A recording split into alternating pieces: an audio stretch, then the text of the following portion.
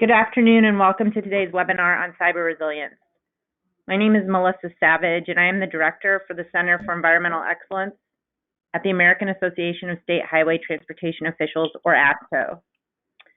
This is the third in a series of 5 resilience webinars which will be presented throughout the month of December. The webinar series is hosted by AASHTO's Resilient and Sustainable Transportation Systems Technical Services Program. The Technical Services Program is a voluntary pooled fund program that provides technical assistance and other resources to state departments of transportation designed to highlight best practices related to resilience and sustainability. The webinar series will provide brief overviews of specific resilience-related topics, including building organizational resilience, lessons learned from Hurricane Florence, seismic resilient highways, a briefing from the Resilient Innovation Summit and Exchange, or the RISE conference, and today's webinar on cyber resilience. If you would like more information on this technical services program and all the resources it offers, please contact me at msavage@ashto.org. I have just a few housekeeping items about today's webinar to cover. First, Q&A will be available at the end of this presentation. You can type questions into the questions box at any time during the webinar. If any questions are not answered during the time allotted, they will be provided directly to the speaker after the webinar for answers. Second, the slide deck for today's webinar is available to download right now. You just click the Handout tab on your webinar screen and download the file. Third, this webinar and all of the webinars in the series are being recorded and will be made available along with the answers to the questions for those interested or unable to attend the live event. The recordings will be made available on the AASHTO website. Today, we will hear from Michael Lewis, Executive Director of the Colorado Department of Transportation. Executive Director Lewis will discuss CDOT's response and recovery to a cyber attack that happened in early 2018 and what other state DOTs should know and how they can be better prepared. Without further delay, I will turn the floor over to Executive Director Lewis. Thanks, Melissa. This is Mike Lewis in Colorado, and Melissa, thank you for all the support you give to TSSR. I'm not sure if Melissa mentioned this, but I also happen to be the chair of the Transportation System Security and Resiliency Committee of AASHTO, and I think it is quite ironic that first year in my chairmanship, CDOT is the one state in the country that had a cyber attack. But there we are, giving me an opportunity to talk about it today. The first thing I wanted to mention is, and I'll go into a little bit of this, it happened to us, it can happen to you, and very likely it will happen to you. So what we want to get into today is what we experienced here in Colorado, and then how you, or how we, as DOTs can prepare, can protect ourselves, and then if the inevitable does happen, how do we minimize harm and maintain our operations? So what happened here in Colorado? Back on February 22nd of 2018, a hacker used an admin login to attack everything connected to our network at once. It was not started by an employee clicking on an email link, which is the sort of the typical ways of attacking systems through a phishing attack. That's not what happened here. What happened was a brute force attack that found one exposed server, which then allowed propagation through our entire business process network. All of our files were locked.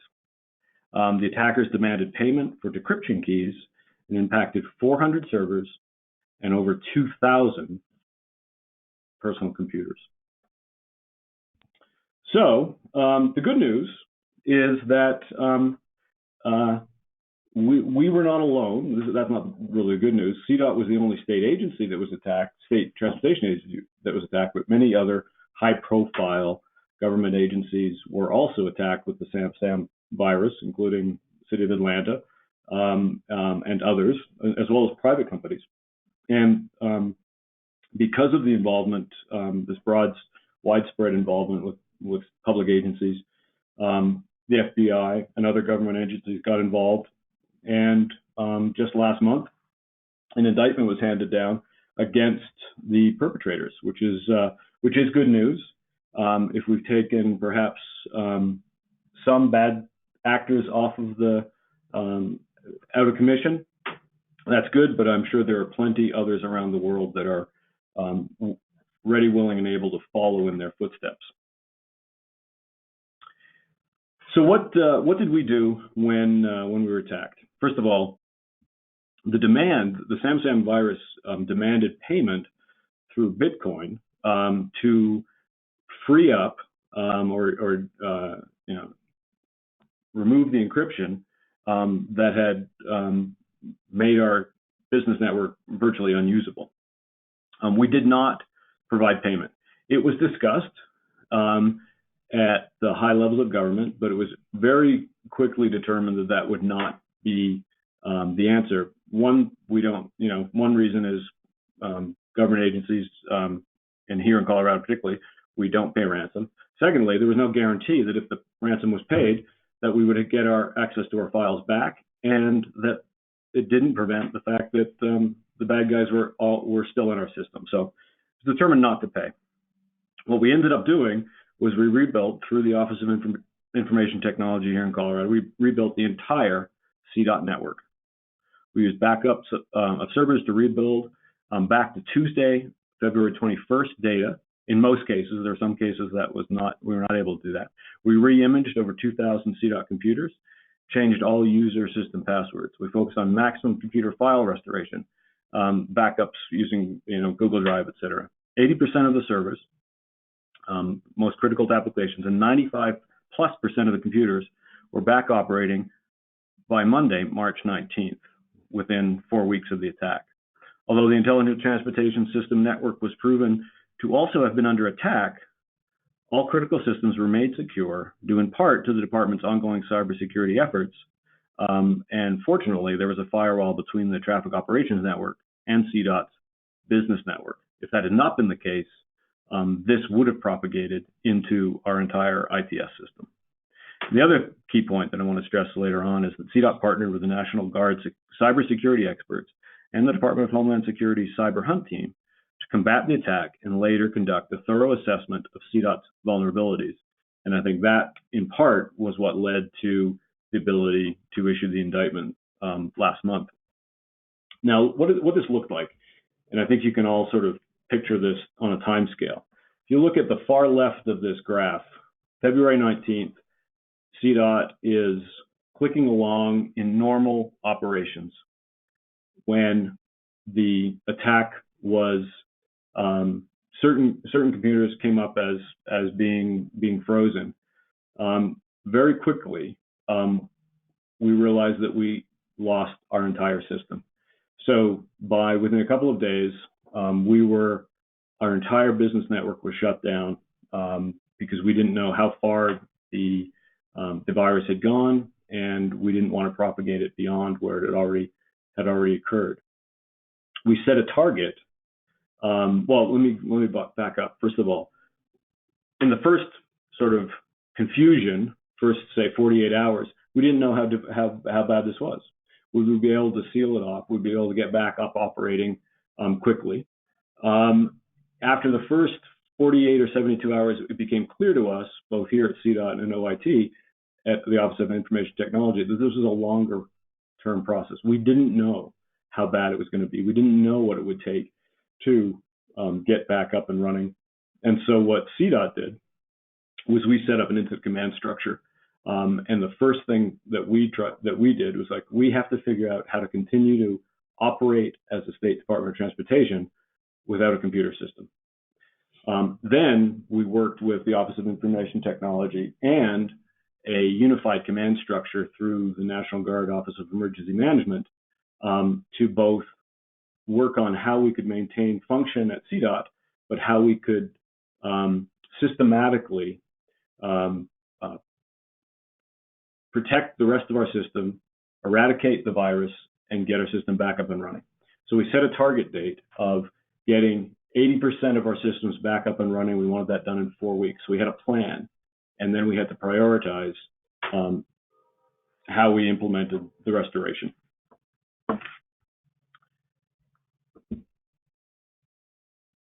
So the entire CDOT team was challenged to find ways to perform critical functions with backup systems. we use the phrase, if you need to, go back to pencil and paper.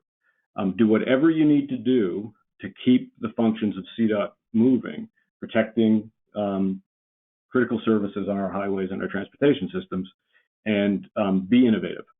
We lost our communication systems. We lost the ability to send emails to one another. So we set up couriers. There are ways, there are workarounds.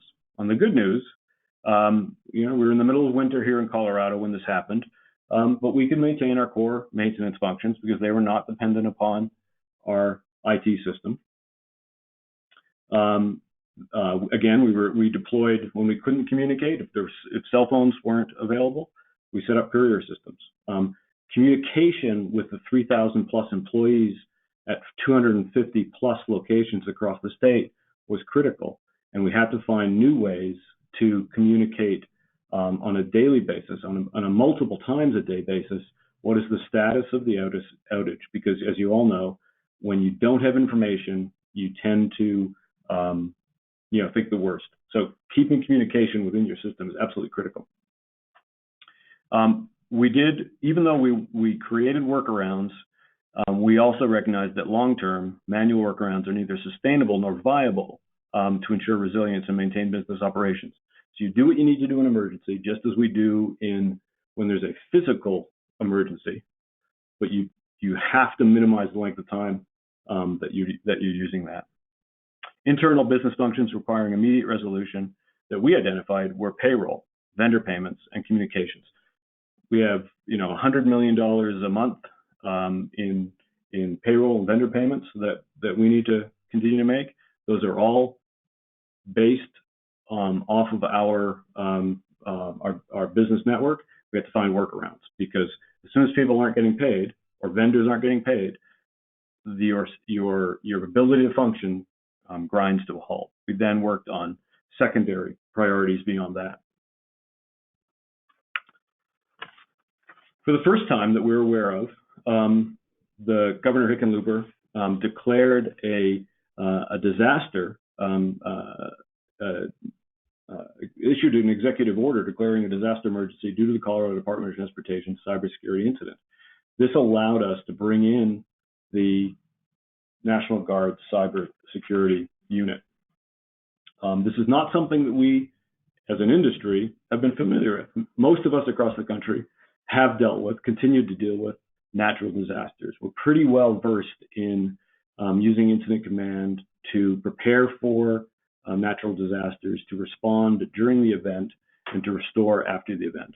What we have not been used to date has been the issue of cybersecurity, although we continue to talk about it. And we all know that when a natural event occurs, we're setting up detours, whether they're physical detours or operational detours. And when it comes to our network systems and business process interruption, it is inconvenient, it can be costly, but it's not necessarily life-threatening. That cannot be said if future attacks affect our ITS systems. And that's the world that we are all entering.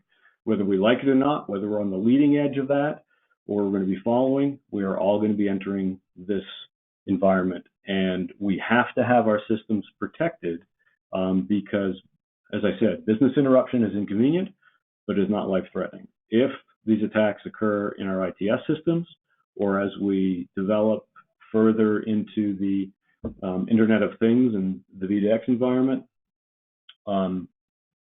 failure becomes much more critical. Again, today's DOTs must address resilience for a new kind of threat, the threat of one of our most strategic assets, and that is our data. There are different levels of risk. What we experienced was a business interruption, and that was costly and inconvenient for us. If we didn't have that firewall protecting our traffic operations, that could have been much worse. And in the future, with connected technologies, the potential impact, I think, escalates on an exponential level. So how do we prepare? We don't believe there's a one-size-fits-all program for cyber resiliency. Every organization must determine, deploy, and operate cybersecurity and cyber resilience measures unique to its local circumstances. For example, do you, as a Department of Transportation, have your IT services strictly within your jurisdiction, or are you, like Colorado and many other states, has your IT services been centralized within the larger umbrella of state government? Both models can work, but when you're centralized, you introduce an additional layer of management, of oversight and communication challenge that needs to be thought of in advance. The National Institute of Standards, or NIST, has created a cybersecurity framework that is set up to identify function, assist in developing an organizational understanding to managing cybersecurity risks to systems, people, assets, data, and capabilities. Understanding the business context, the resources that support critical functions, and the related cybersecurity risks enables an organization to focus and prioritize its efforts, consistent with its risk management strategy and business needs. The protect function outlines appropriate safeguards to ensure delivery of critical infrastructure services. The protection function supports the ability to limit or contain the impact of a potential cybersecurity event. The detect function defines the appropriate activities to identify the occurrence of a cybersecurity event. The detect function enables timely discovery of cybersecurity events. The respond function includes appropriate activities to take action regarding a detected cybersecurity incident. The respond function supports the ability to contain the impact of a potential incident.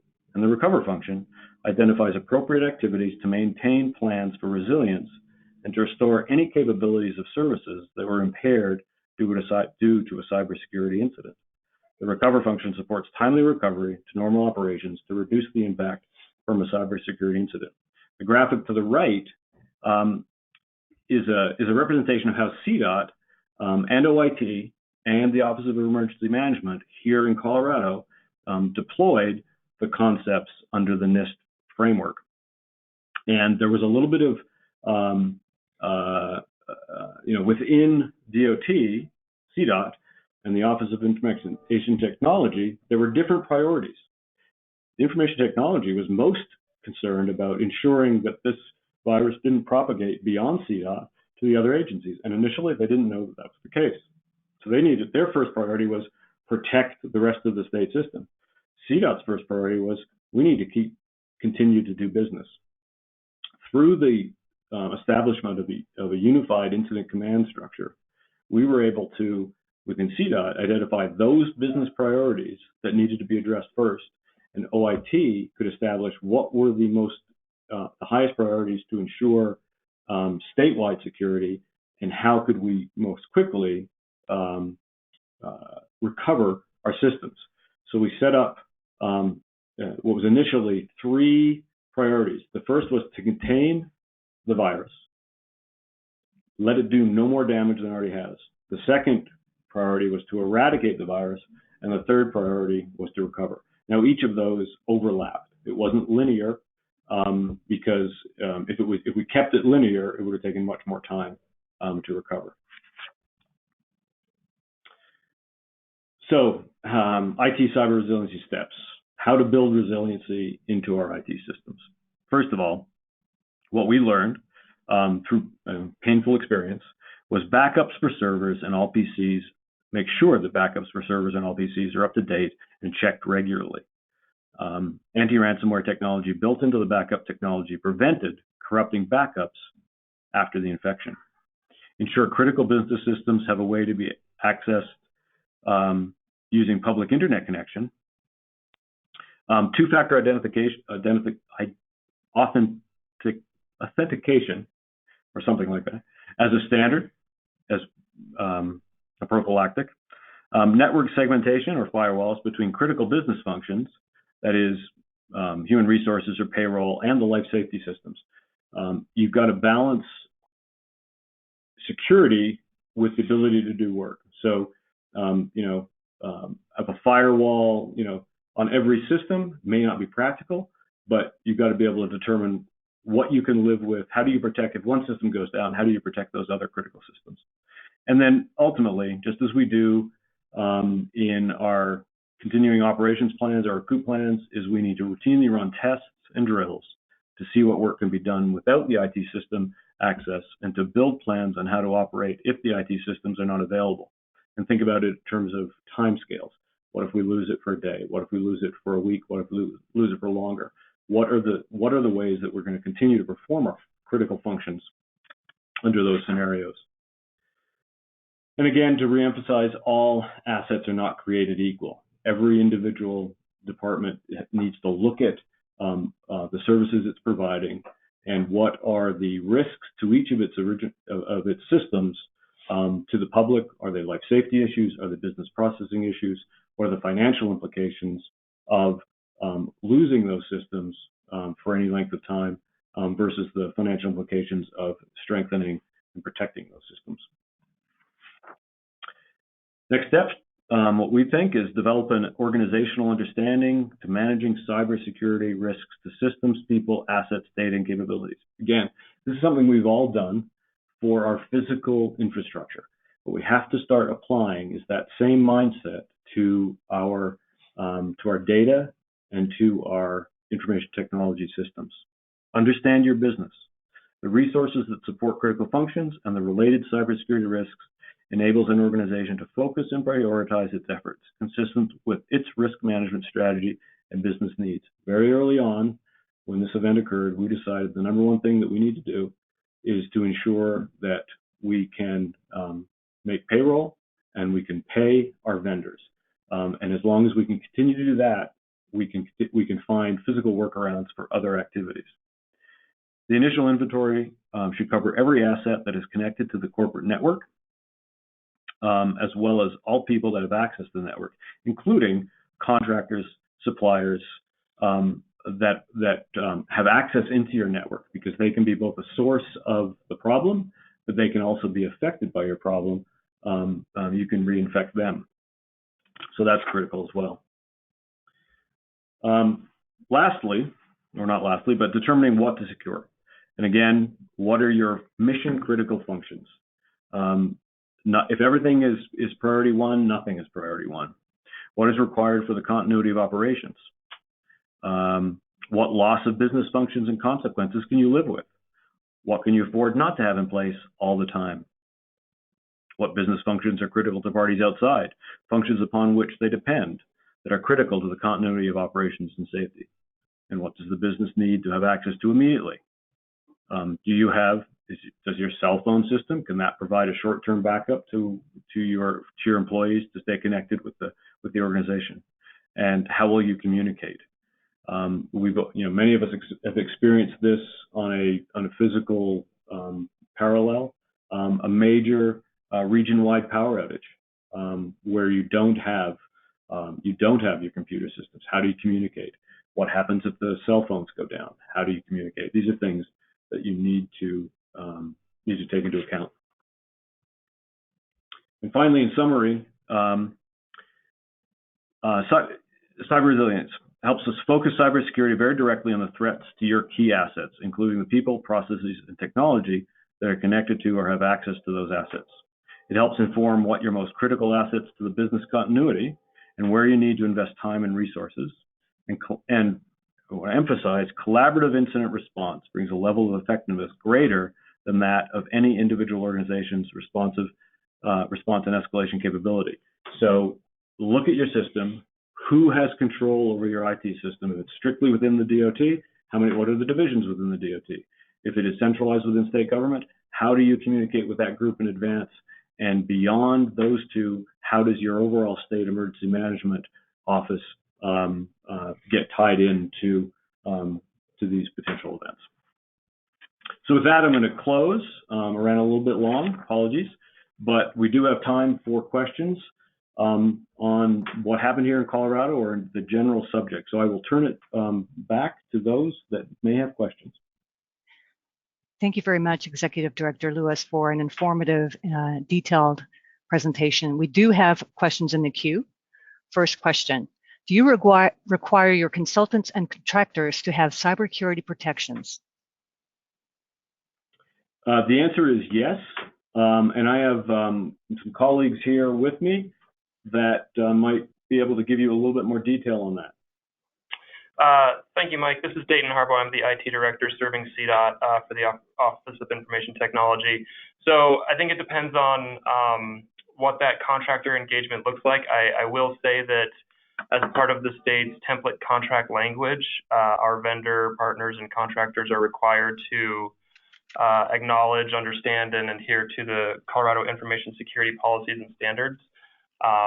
So that works pretty well. Next question. Perfect. What is integral to cyber resilience and managing risk in today's connected world? That is a world that we are all entering. I think some of us have seen about a year ago, some folks hacked into a Jeep Cherokee and caused it to drive off the road. That's that great fear. What does an autonomous vehicle or connected vehicle universe look like if some bad actors somewhere in a deep, dark bunker are having fun taking over your vehicle? And that is something that the auto manufacturers are. That is first and foremost in their minds, because connected vehicles cannot function unless they can assure the public that they're protected and they're safe.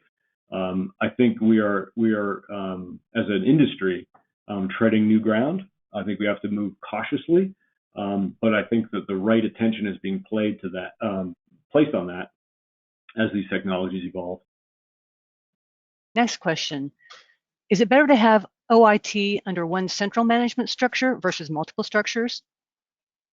I think every individual state is going to have to determine that. There are many other reasons many reasons why you would centralize OIT services and why you would have it in individual departments for efficiency, consistency, and the ability to react.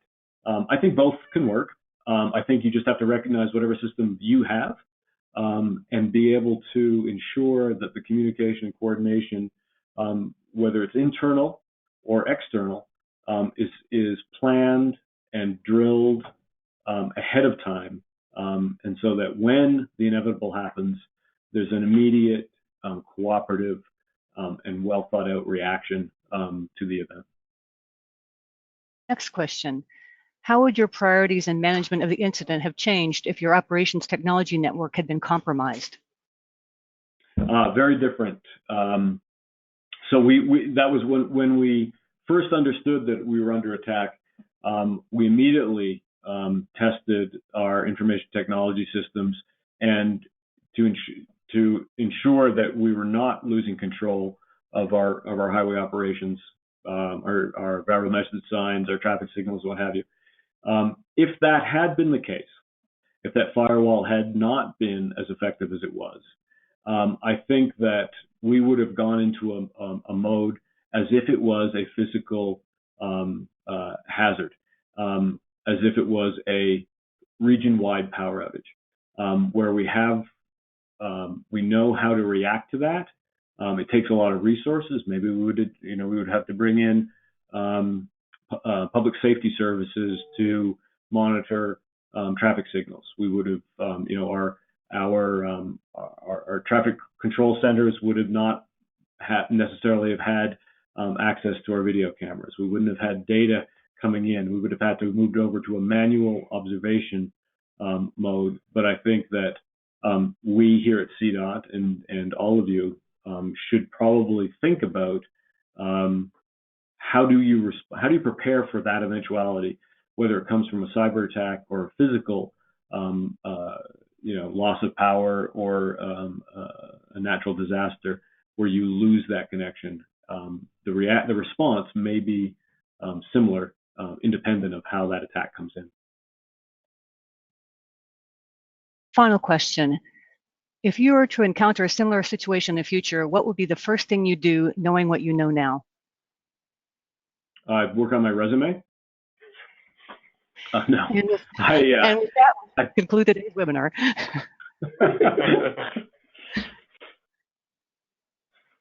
That's a perfect answer. And actually, we actually are at the ending point for today's presentation. Again, thank you very much, Executive Director Lewis, and thank you to today's participants. This ends our webinar. Thank you. Thanks.